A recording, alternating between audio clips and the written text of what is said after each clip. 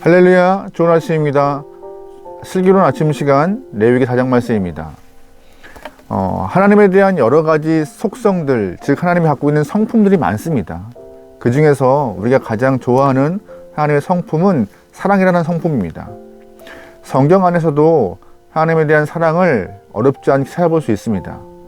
그러나 우리가 하나님의 그 사랑에 대해서 집중하는 순간 우리가 조금 잘못된 길로 갈 수가 있음을 분명히 알아야 합니다. 그래서 하나님의 속성을 바로 알아야 합니다. 하나님은 사랑의 모습이 분명히 있으십니다. 하지만 그 사랑의 모습으로 하나님을 한 가지 모습으로만 규정을 하는 순간 우리의 삶의 모습은 좀 방종으로 흐를 수가 있고, 또한 하나님의 사랑을 남용하여서 하나님의 사랑을 왜곡하거나 조롱할 수 있는 그런 소지가 있는 충분한 죄인된 인간인지라, 하나님의 사랑을 끝까지 지키고 그거를 누리려면은 하나님의 공의와 정의의 하나님이라는 것도 꼭 기억하고 인식해야 하는 것입니다. 사랑하시기 때문에 징계하시는 것이고, 사랑하시기 때문에 책망하시는 것이고, 사랑하기 때문에 아프지만 하나님의 공의에 우리를 달아서 심판하시는 것입니다. 오늘 레위기를 보면은요, 그 속죄제에 대해서 언급하고 있는데, 우리는 레위기 1장부터 3장까지 이야기를 통하여서 번제, 소제, 화목제, 하나님과 관계할 수 있는 이런 제사들에 대해서 알아보았습니다. 오늘은 죄를 다루고 있는 속죄제에 대해서 좀 알아보려고 합니다. 속죄제는 이스라엘 사람들이 가장 광범위하게 하나님께 드렸던 제사입니다. 왜일까요?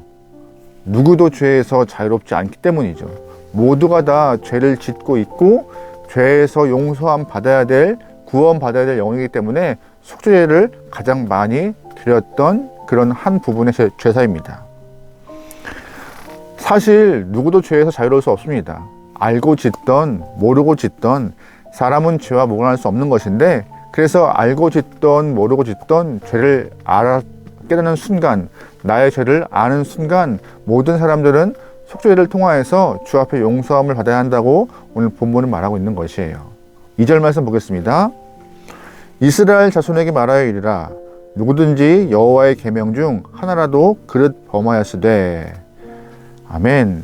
2절 말씀에 누구든지 여호와의 계명 중 하나라도 그릇 범하였으되라는 표현이 있는데요. 이 말을 통하여서 속죄제에 대한 엄격함을 좀 말하고 있어요. 사람들은 기본적으로 3번의 용서를 좀 기회를 줘요. 3번의 기회를 준 다음에 마지막 한 번에 징계를 하거나 하는 경향이 강한데, 하나님은 처음부터 말씀하세요. 단 하나라도 어길 시에는 반드시 벌하겠다고. 그래서 모든 사람에게 속죄가 필요하다고. 단 하나의 말씀도 어기는 순간 하나님의 징계에 대상이 되기 때문에 속죄를 통하여서 죄의 용서함 받으라고 말씀하십니다. 오늘 이 말씀을 통해서 우리가 조금 더 뒤에 보겠지만 속죄제의 특징 3가지를 볼 수 있습니다. 첫 번째, 바로 속죄제의 특징이 무엇이냐? 내가 알지 못한 사이에 죄를 범하였을지라도 그것을 죄를 용서함을 받아야 하는 것입니다. 본문 13절 말씀에 이런 표현이 있어요.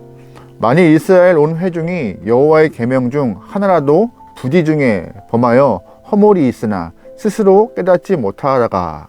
아멘. 22절에도 이런 표현이 있습니다. 만일 족장이 그의 하나님 여호와의 계명 중 하나라도 부지 중에 범하여 허물이 있었는데. 아멘. 27절에도 이런 표현이 있어요. 만일 평범한 한 사람이 여호와의 계명 중 하나라도 부지 중에 범하여 허물이 있었는데. 아멘. 13절, 22절, 27절 말씀에 반복적으로 표현되어 있는 단어가 있어요. 뭔지 아세요? 부지 중. 다시 말해서 알지 못하는 사이라는 뜻을 갖고 있는 이 부지 중이 계속 언급되어 있습니다. 나의 잘못과 죄를 인식하지 못하고 살다가 어느 순간 나의 죄를 깨닫는 순간 그것이 실수라고 묵인하지 말고 깨달은 죄를 속죄를 통하여서 용서함 받아야 한다고 오늘 본문은 언급하고 있는 것이에요. 에이, 이미 지난 일인데 뭐, 나는 모르고 한 일인데 뭐, 이게 아니라 내가 죄를 아는 순간, 누군가로 인하여서 죄를 깨닫는 순간 그때부터 죄에 대한 용서함이 필요하다고 말하고 있는 거예요. 형법에는 공소시효가 있습니다. 하지만 하나님과 우리와의 관계 안에서 공소시효는 없어요. 내가 잘못한 것에 대해서 아무리 긴 시간이 흘렀다 할지라도 분명히 죄의 용서함 받고 주 앞에 나가야 한다는 것을 오늘 본문은 언급합니다. 그러기에 이 말씀 또한 우리가 잘 적용을 해야 하는 것이에요. 우리 삶에서, 내 삶에서 내가 이미 지난 일이라 할지라도 죄를 깨닫는 순간, 알지 못하는 사이에 내가 죄를 범하였다 할지라도 그 알지 못했던 잘못을 깨닫는 순간 주 앞에 회개를 하고 용서함을 받아야 하는 것입니다. 두 번째, 속죄제의 특징은 무엇이냐? 바로 상황과 위치에 따라서 속죄제에 쓰이는 제물이 달랐다는 것입니다. 3절 말씀 한번 더 볼게요. 만일 기름 부음 받은 제사장이 범죄하여 백성의 허물이 되었으면 그가 범한 죄로 말미암아 흠 없는 수송아지로 속죄물을 삼아 여호와께 드릴지니. 아멘. 제사장이라도 사람인지라 죄와는 무관할 수 없는 영혼입니다. 하지만 이 제사장이 죄를 범하였으면 흠 없는 수송아지를 가지고 나와서 속죄제를 드리라 라고 말하고 있는 것입니다. 13절, 14절 말씀에 이런 표현이 있어요. 만일 이스라엘 온 회중이 여호와의 계명 중에 하나라도 부지 중에 범하여 허물이 있으나 스스로 깨닫지 못하다가 그 범한 죄를 깨달으면 회중은 수송아지를 속죄제로 드릴지니 그것을 회막 앞에서 끌어다가. 아멘. 무슨 말이에요? 이스라엘 공동체가 죄를 범할 수도 있다고 말하고 있는 것입니다. 개인만이 아니라 공동체가 죄를 범할 수 있는데 그때도 수송아지를 제물 삼아서 여호와 앞에 속죄제를 드리라 라고 말하고 있는 것이죠. 제사장 한 사람과 이스라엘 공동체 전체의 제물이 같은 것이에요. 그만큼 제사장의 죄가 정말 중하고 있음을, 그의 영향력이 큼을 오늘 본문은 말하고 있습니다. 22절, 23절 이런 표현이 있어요. 만일 족장이 그의 하나님 여호와의 계명 중 하나라도 부지 중에 범하여 허물이 있었는데 그가 범한 죄를 누가 그에게 깨우쳐 주면 그는 흠없는 숫 염소를 예물로 가져다가. 아멘. 만약 족장의 죄를 범하면 이번에는 숫 염소로 속죄제의 제물을 삼으라고 말하고 있는 것입니다. 27절, 28절 이런 표현도 있어요.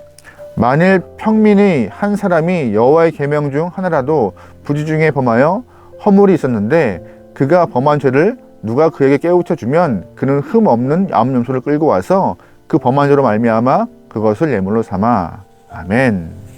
만약에 일반 백성들이 평민이 죄를 범하였으면 이번에는 흠 없는 암염소를 갖고 속죄의 제물을 드리라 말하고 있는 것입니다. 내일 볼 말씀이지만 레위기 5장 7절에 이런 표현이 있어요. 만일 그의 힘이 어린 양을 바치는 데 미치지 못하면 그가 지은 죄를 속죄하기 위하여 산비둘기 2마리나 집비둘기 새끼 2마리를 여호와께 가져가되 하나는 속죄 제물로 삼고 하나는 번제물로 삼아. 아멘. 평민의 경우에 암염소를 갖고 이렇게 속죄 제물을 드려야 되는데 상황이 또한 형편이 못 미친 경우 어떠한 일이 발생해요? 산비둘기나 집비둘기를 통하여서 속죄 제물로 삼으라 하십니다. 하나님은 모든 사람이 죄를 범할 수밖에 없기 때문에 모든 사람이 속죄제를 진행합니다. 그런데 그 형편까지 고려하시면서 모두가 속죄제를 드리는데 부담감을 갖거나 죄 용서함 받기를 꺼려한 일이 없도록 하나님은 다 방편을 마련하고 있는 것이에요. 그래서 모두가 용서함 받고 주 앞에 나오라고, 관계를 갖자고, 주님과 신앙 안에서 아름다운 평화를 누리자고 오늘 본문은 속죄제를 이스라엘 사람들에게 선포하고 있는 것입니다. 하나님은 이 모든 영혼들을 향하여서 죄를 용서하고자 하는 마음이 선포되고 있는 것이에요. 부자에게만 좋은 예물을 받아서 어떤 용서해? 아니요. 모든 사람들 다 작은 예물이라도 그 예물을 통하여서 용서함 받을 수 있는 기회를 다 허락하고 계신 것입니다. 그만큼 차별 없이 모두가 다 죄 용서함을 허락하고 있는 것이죠. 세 번째, 이 속죄제의 특징이 무엇이냐? 바로 죄의 지적이 가능하다는 것입니다. 22절, 23절 말씀 보겠습니다. 만일 족장이 그의 하나님 여호와의 계명 중 하나라도 부지 중에 범하여 허물이 있었는데 그가 범한 죄를 누가 그에게 깨우쳐 주면 그는 흠 없는 흑염소를 예물로 가져다가. 아멘. 무슨 말이에요? 즉 족장은 알지 못하는 사이에 하나님의 기준에서 벗어난 일을 행하였다면, 누군가가, 백성이, 일반 평민이 족장님 당신은 말씀의 기준에서 죄를 범하였습니다라고 고백하는 순간 족장은 죄를 깨닫고 용서를 구해야 하는 속죄제를 해야 한다고 말하고 있는 것이에요. 다시 말해서 나만 죄에 대해서 해방하고 나만 죄에 대해서 자유로우면 되는 것이지, 이 말이 아니라 서로의 거룩함을 위하여서 죄를 지적할 수 있고 권면할 수 있고 주 앞에 나갈 것을 요청할 수 있는 것입니다. 이것이 정말 아름다운 이스라엘의 공동체, 죄를 깨닫게 하는 그런 율법 정신이 이스라엘 안에 있던 것이에요.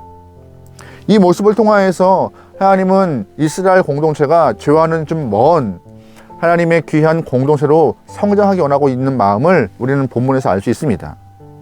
이 율법 정신은요, 나중에 우리가 잘 알고 있는 것처럼 다윗이 밧세바를 범하였을 때 그가 그거에 대해서 죄의 감각을 잃어버렸을 때가 있어요.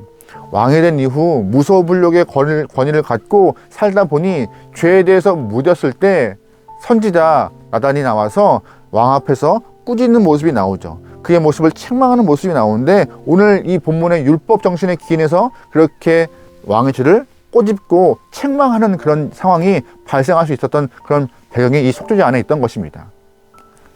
죄를 자각하며 하나님 앞에 나와서 이렇게 예배를 드릴 수 있고 내 죄를 용서할 수 있는 공동체, 참 아름다운 것 같습니다. 내가 죄에 대해 지적받을 때에 오해라고 할 수도 있겠지만, 분명히 내 시각에 대해서 당신은 죄아가 아니라 말씀을 기준을 통하여서 당신은 옳지 않은 행동을 했어, 주 앞에 나가서 회개하고 용서받기 원해라고 지적할 수 있는 그런 아름다운 공동체의 모습이 이 이스라엘 안에 있던 것입니다. 개인적으로 참 아름다운 공동체라고 생각합니다. 우리는 오늘 본문을 통하여서 속죄제에 대한 세 가지를 알아보았습니다. 첫 번째 뭐예요? 누구도 죄에서 자유로울 수 없다. 하지만 누구나 죄를 용서받을 수 있다라고 오늘 본문은 말하고 있어요. 죄에서 자유로운 사람 아무도 없지만 하나님은 누구나 예물을 갖고 나와서 속죄제를 통한 죄의 용서를 허락하였습니다. 두 번째 어떤 것이 있어요? 죄의 용서함 받을 수 있는 속죄 제물에 차등이 있다는 것이에요. 형편이 좋은 사람과 안 좋은 사람, 또한 공동체 안에서 영향력이 큰 사람과 적은 사람의 제물 차등이 있었습니다. 하나님은 모든 사람이 나와서 제물을 드려 속죄제를 통하여서 용서받기 원하고 있는 것이었어요. 또한 세 번째, 하나님은 나만 아니라 우리를 위하여서, 공동체의 거룩함을 위하여서 죄를 지적할 수 있고 하나님 말씀을 기준으로 삼아서 죄를 권면할 수 있는 그런 상황들을 만들어 놓고 계셨던 것입니다. 하나님은 거룩을 요구하셨습니다. 말씀을 통하여서 거룩을 지키고 거룩함을 행하기를. 오늘 여러분 저녁 하루 가운데 말씀을 빗나가게 하지 않고 말씀 안에서 우리의 삶을 좀 규정하여서 하나님의 뜻을 좀 일어날 수 있는 귀한 영혼 되면 좋을 것 같습니다. 죄와는 먼 영혼 되면 좋겠고요.